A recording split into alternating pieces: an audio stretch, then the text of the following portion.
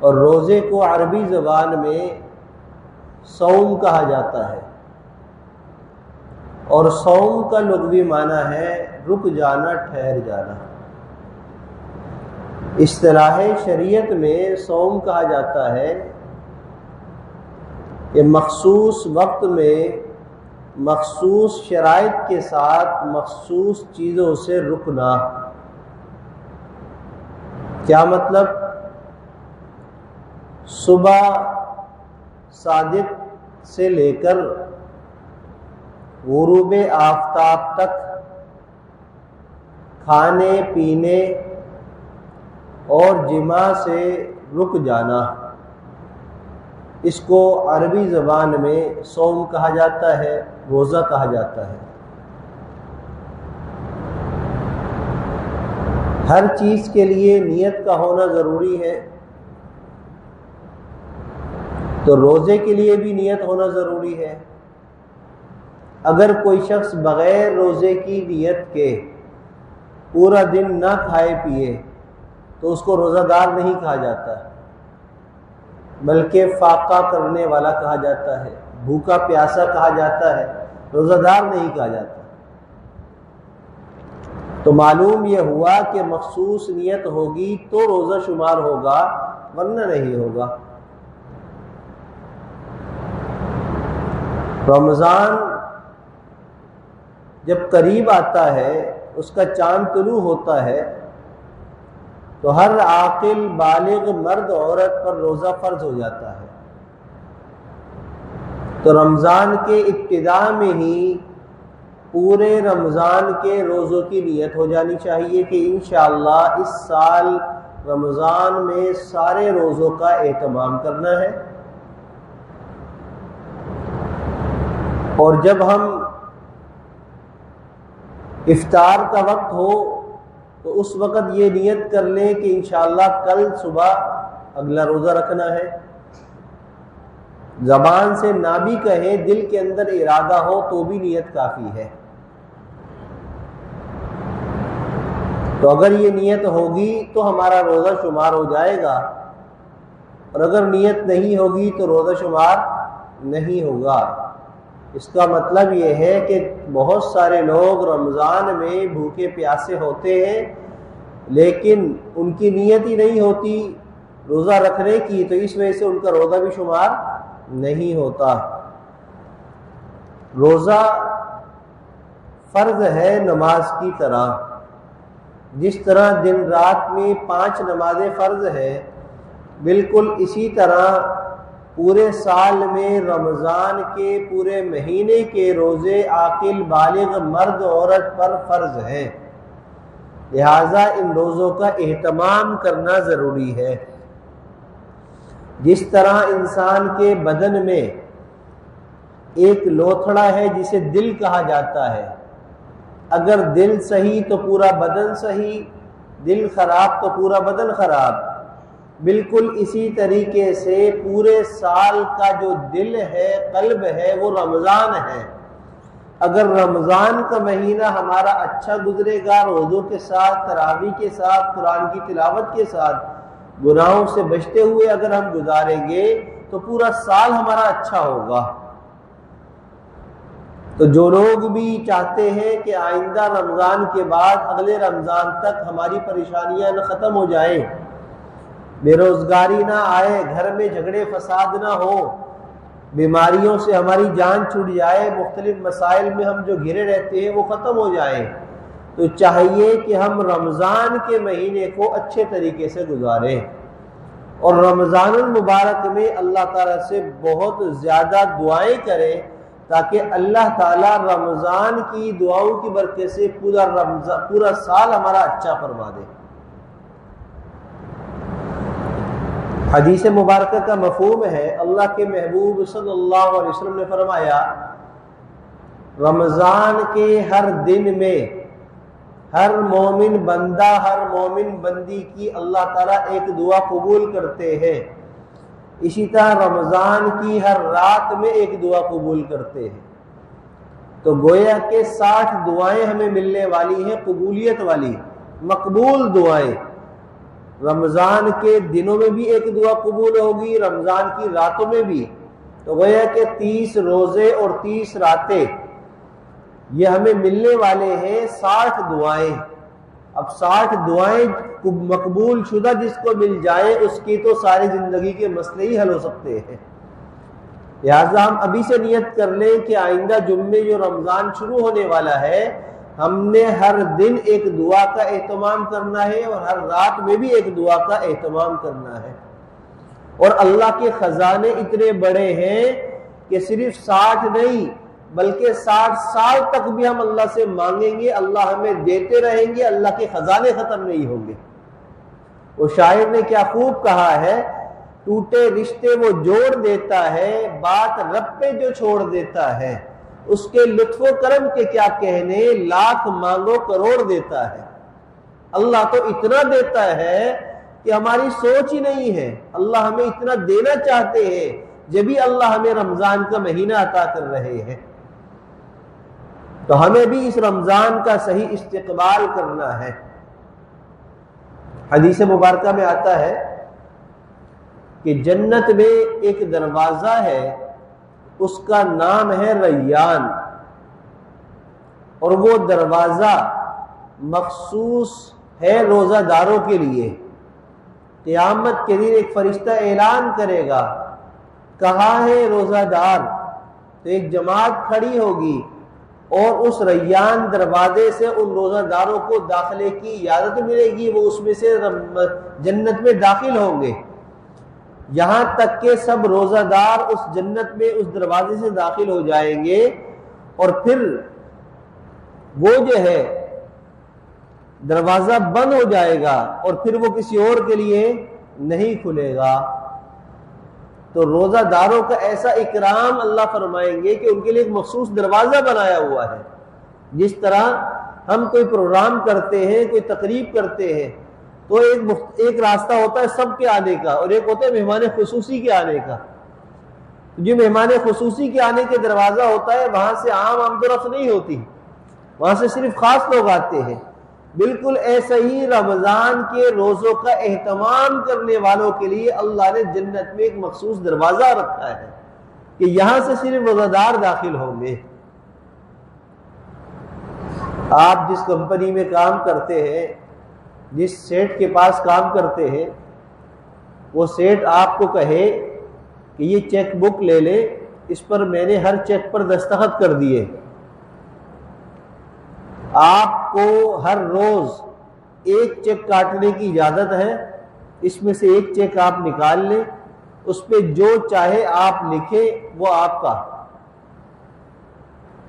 اب عقل مند شخص کون کہلائے گا کہ جو ایک دن بھی ضائع نہ کرے، بلکہ ہر تاریخ کا چیک جو ہے وہ نکالے گا پہلے سے ہی، اور اس پر اپنی ضرورت کے مطابق نہیں بلکہ خواہش کے مطابق رقم لکھے گا تاکہ میری ضرورت بھی پوری ہو جائے اور کچھ جمع بھی ہو جائے، اور جا کر جیسے ہی بینک کھلے گا اس کو فوراً چیک کو کیش کرا لے گا، اور اگلے دن کا انتظار کرے گا کہ اگلی تاریخ کا جو چیک ہے اب مجھے اگلے دن وہ لے کر جانا ہے۔ تو گویا کہ وہ پہلے سے ہی تیار بیٹھ جائے گا ہر دن کے چیک کی ریکوری کے لیے، اس کو جو ہے کیش کرانے کے لیے۔ بالکل ایسے ہی مشائخ فرماتے ہیں رمضان المبارک کے مہینے سے پہلے اللہ کے محبوب صلی اللہ علیہ وسلم نے دعا فرمائی، اللہم بارک لنا فی رجب و شعبان وبلغنا رمضان، اے اللہ ہمیں رجب اور شعبان میں برکت عطا فرمائیے اور رمضان تک ہمیں پہنچا دیجیے۔ تو یہ اعلان فرما دیا کہ رمضان میں تمہیں وہ چیک بک ملنے والی ہے جس پر اللہ کی طرف سے دستخط ہوئے ہیں، دستخط شدہ چیک اس کے اندر موجود ہے جو 30 ہوں گے، اور روزانہ تم جو اس پہ لکھو گے وہ اللہ تمہیں ضرور دیں گے۔ تو مجھے بتلائیے کون عاقل بالغ مرد عورت ہے جو اس بات سے غافل رہے کہ رمضان کا انتظار کرے، بلکہ وہ ابھی سے اس کی تیاری میں لگ جائے گا کہ جیسے ہی رمضان کا چاند طلوع ہوگا تو میں نے فوراً اپنے چیک کو کیش کرانا ہے اور اس پر کیا لکھنا ہے ابھی سے میں پلاننگ شروع کر دوں گا اس کی۔ تو گویا کہ ہمیں 30 چیکوں کی ایک کیش بک ملنے والی ہے، اس کے اوپر روزانہ ہم جو بھی لکھنا چاہتے ہیں ابھی سے ہم تیاری کر لیں کہ ہم نے روزانہ روزہ رکھنا ہے، تراویح پڑھنی ہے، نمازوں کا اہتمام کرنا ہے، اشراق کی نماز، چاش کی نماز، اوابین کی نماز، اس کے علاوہ قرآن کی تلاوت صبح سے شام جب بھی ہمیں موقع ملے گا ہم ہر وقت جو ہے اپنی اعمال کے اندر، ذکر میں، تسبیح میں، لوگوں کے ساتھ بھلائی کے کاموں کے اندر وقت کو گزاریں گے تاکہ ہمارا جو چیک ہے وہ اچھے طریقے سے کیش ہو، اس کے اندر اماؤنٹ ہمیں زیادہ مل سکے۔ تو اس لیے ابھی ایک ہفتہ باقی ہے، اس ایک ہفتے کے اندر ہم ساری پلاننگ کر لیں کہ ہمیں رمضان کو کیسے گزارنا ہے، اس میں عبادات ہم نے کیسے کرنی ہے۔ دیکھیے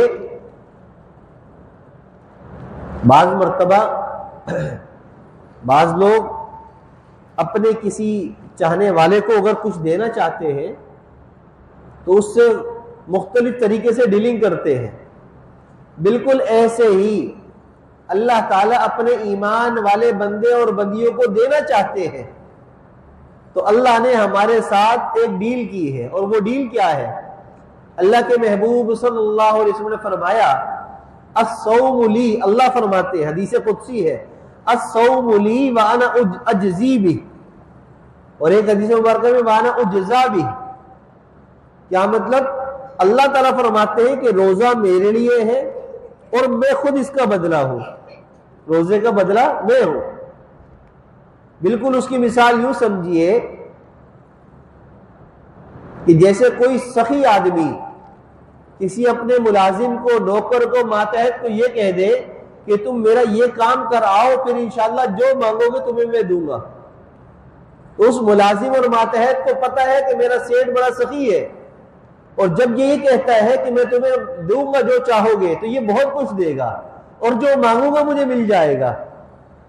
بالکل ایسے ہی اللہ فرما رہے الصوم لی وانا اجزی بہ، روزہ میرے لیے اور میں اس کا بدلہ ہوں۔ اللہ تو سخیوں کا سخی ہے، اللہ تو بادشاہوں کا بادشاہ ہے، اللہ تو خزانوں کا مالک ہے، لہٰذا ہم اللہ کے لیے روزہ رکھیں گے تو اللہ ہمیں اتنا دیں گے جو ہمارے تصور اور سوچ میں بھی نہیں ہوگا۔ ہم جو مانگیں گے ہمیں ملے گا، شرط یہ ہے کہ ہم روزہ رکھیں اور وہ بھی اللہ کے لیے رکھیں، وہ بھی اللہ کے لیے رکھیں، اور ایسا رکھیں جیسے اللہ ہم سے چاہتے ہیں۔ اور اللہ کیسے چاہتے ہیں؟ کہ ہم روزہ رکھیں تو ہم گناہ نہ کریں، ہم روزہ رکھیں تو بد کلامی نہ کریں، ہم روزہ رکھیں تو گالی گلوچ نہ کریں، ہم روزہ رکھیں تو دوسرے کا حق نہ ماریں، ہم روزہ رکھیں تو دوسرے کو تکلیف نہ پہنچائیں، ہم روزہ رکھیں تو دوسروں کو اخ تلفی نہ کریں، ہم روزہ رکھیں تو کسی پر ظلم نہ کریں، ہاں ہم 100% گناہوں سے اپنے آپ کو بچائیں۔ اس طریقے سے ہم روزے کا اہتمام کریں۔ روزے میں دو باتیں ایسی ہیں جو بہت ہی اعلیٰ ہیں۔ نمبر 1، بے مثال عبادت ہے روزہ، روزے جیسی عبادت کوئی دوسری نہیں ہے، اس لیے کہ روزہ رکھتے ہوئے بندہ کیا کرتا ہے؟ اللہ تیرے لیے رکھ رہا ہوں، اور حلال چیز کو اپنے اوپر روک رہا ہے، کھانا پینا حلال ہے، پیاس لگی ہے پانی نہیں پی رہا، بھوک لگی ہے کھانا نہیں کھا رہا، تو بے مثال عبادت ہے روزہ، اس کی کوئی مثال ہی نہیں ملتی ایسی عبادت کی۔ اور دوسرا بے ریا عبادت ہے۔ بے ریا کیسی ہے؟ جب تک میں کسی کو بتاؤں گا نہیں، کسی کو پتہ نہیں چلے گا میرا روزہ ہے۔ میں نے وضو کیا، کلی کی، اب کلی کرتے ہوئے میں پانی حلق میں لے جاؤں، کسی کو پتہ چلے گا؟ نہیں، بے ریا ہے، کسی کو پتہ ہی نہیں چل سکتا روزہ میرا ہے یا نہیں، کسی کو نہیں پتہ، صرف مجھے پتہ ہے یا اللہ کو پتہ ہے۔ نہ میں اپنی بیوی کو بتایا، نہ بچوں کو بتایا، نہ گھر میں کوئی شور شرابہ ہوا، بس رات کو آنکھ کھلی، میں نے ایک کھجور کھائی، پانی پیا، کچھ کھا پی لیا اور نیت کر لی میرا روزہ ہے، کسی کو پتہ چلا؟ نہیں پتہ چلا۔ رات کو کھانا کھایا، صبح کھانے کی ضرورت ہی محسوس نہیں ہوئی، نیت کر لی رات کو ہی روزے کی تو روزہ بھی ہو گیا، اور سحری نہ کرنے کا کوئی نقصان بھی نہیں ہے، کر لیا تو فائدہ ہے، نہیں کرا تو کوئی نقصان نہیں ہے۔ تو کسی کو پتہ ہی نہیں چلتا روزہ رکھنے کا، بندہ کب روزہ رکھ لے نہیں معلوم، تو بے ریا عبادت ہے۔ اور جو عبادت ایسی ہو جو بے مثال ہو اور بے ریا ہو، اس پر اللہ اجر بھی بے مثال عطا فرماتے ہیں، بے انتہا عطا فرماتے ہیں۔ تو رمضان کا مہینہ وہ مہینہ ہے جس کے اندر ہمیں بے مثال اور بے انتہا اجر ملنے والا ہے۔ اور جو چاہتا ہے اس اجر کو ہم حاصل کر لیں، اس کو چاہیے کہ وہ تیاری شروع کر لے، ابھی سے نیت کر لے کہ ہم نے انشاءاللہ تراویح کا بھی اہتمام کرنا ہے، روزوں کا بھی اہتمام کرنا ہے، اور جیسے اللہ چاہتے ہیں ویسے ہم نے روزوں کا اہتمام کرنا ہے۔ اور یاد رکھیے روزہ ڈھال ہے گناہوں سے اور شیطان کی مکاریوں سے اور نفس کے بہکاووں سے بچانے کا۔ فرمایا کہ اگر کوئی جوان ہو، شادی نہ ہو رہی ہو، یا جوان ہو ابھی شادی نہ کر سکتا ہو، یا بیوی سے دوری ہو اور شہوت کا غلبہ ہو رہا ہو، تو ایسے مرد عورت کو چاہیے کہ وہ نفلی روزے کا اہتمام کیا کرے، کہ روزے کی وجہ سے شہوت ٹوٹتی ہے، نفس کی مکاری سے انسان محفوظ ہو جاتا ہے۔ جس طرح لڑائی کے وقت کے اندر ایک ہاتھ میں تلوار ہوتی ہے دوسرے میں ڈھال ہوتی ہے، بالکل ایسے ہی روزہ رکھنے کی وجہ سے شیطان اور نفس کے آگے ڈھال آ جاتی ہے، اور انسان اپنے آپ کو گناہ سے اور مکاریوں سے محفوظ کر سکتا ہے۔ روزہ ایسی عبادت ہے کہ اگر اس کا احترام کیا جائے تو اللہ تعالیٰ اس عمل کو بھی ضائع نہیں کرتے۔ نزہۃ المجالس ایک کتاب ہے، اس میں ایک واقعہ لکھا ہے کہ ایک بزرگ فرماتے ہیں کہ میرے پڑوس میں ایک مجوسی رہتا تھا، اس کا انتقال ہو گیا۔ انتقال کے بعد اس کو میں نے خواب میں دیکھا اپنے پڑوسی کو کہ وہ جنت کی باغوں کے اندر گھوم رہا ہے۔ میں بڑا حیران ہوا، میں اس کو کہنے لگا تو مجوسی تھا، تو جنت میں کہاں گھوم رہا ہے، کیا ہوا تیرے ساتھ؟ کہنے لگا بس اللہ نے کرم کر دیا۔ میں کیا کرم کیا؟ کہا کہ اب پہلے زمانے میں یہ سارے ساتھ ساتھ رہا کرتے تھے، آبادیاں کوئی ایسی نہیں تھی، اب پاکستان بننے کے بعد الگ الگ زیادہ ہوا ہے، ورنہ ہندوستان میں تو اب بھی ہندو بھی ہے، مجوسی بھی، سارے ایک ساتھ رہ رہے ہوتے ہیں ایک ہی محلے میں۔ تو وہ بزرگ فرماتے ہیں کہ وہ مجوسی مجھے کہنے لگا، جو میرے پڑوسی تھا، کہ رمضان کا مہینہ تھا مسلمانوں کا، اور رمضان کے مہینے میں دن کے وقت میں مسلمان روزہ رکھتے ہیں، تو میرا بیٹا جو ہے وہ دن کے وقت کچھ کھا رہا تھا۔ تو میں نے اس کو دیکھ کر یوں کہا کہ یہ مسلمانوں کا رمضان کا مہینہ ہے، اس میں یہ روزہ رکھتے ہیں، اور تو اس روزے کا احترام نہیں کر رہا، ان کے سامنے تو کھا پی رہا ہے۔ میں نے اس کو ڈانٹا اور اس کو منع کیا کھانے سے۔ تو اللہ تعالیٰ کو میرا یہ عمل اتنا پسند آیا کہ جب میرا انتقال ہونے لگا تو اللہ تعالیٰ نے مجھے کلمے کی توفیق عطا فرما دی، میں کلمہ پڑھ کر دنیا سے رخصت ہوا، اس وجہ سے آج میں جنت میں داخل ہو گیا۔ تو روزے کے احترام پر اللہ تعالیٰ نے اس مجوسی کو کلمہ بھی عطا فرمایا اور جنت بھی عطا فرما دی۔ تو اگر ایک ایمان والا، ایک مسلمان رمضان کا احترام کرے گا، روزے کا اہتمام کرے گا، رمضان کے اندر عبادت کا اہتمام کرے گا، تو مجھے بتائیے کہ اللہ کتنا نوازیں گے۔ تو ہمیں چاہیے کہ جو پیچھے سال گزر چکے، اب جو آنے والا رمضان ہے یہ ایسا ہمارا رمضان ہو، ہم اس کو ایسا گزاریں جیسا ہم پورا سال چاہتے ہیں۔ اگر اگلا سال اچھا چاہتے ہیں تو رمضان اچھا گزار لیں، اگلا سال اچھا ہو جائے گا۔ جیسا رمضان گزاریں گے ویسا ہی سال ہمارا ہوگا۔ اگر ہم رمضان میں گناہوں سے اپنے آپ کو بچائیں گے، عبادت کا اہتمام کریں گے، تو انشاءاللہ اللہ اس کی برکت سے آئندہ جو سال ہے وہ ہمارا بابرکت اور رحمتوں والا بنا دیں گے، اور ہمارے لیے عبادت کے لیے آسان کر دیں گے۔ اللہ ہم سب کو سمجھ اور عمل کی توفیق عطا فرمائے۔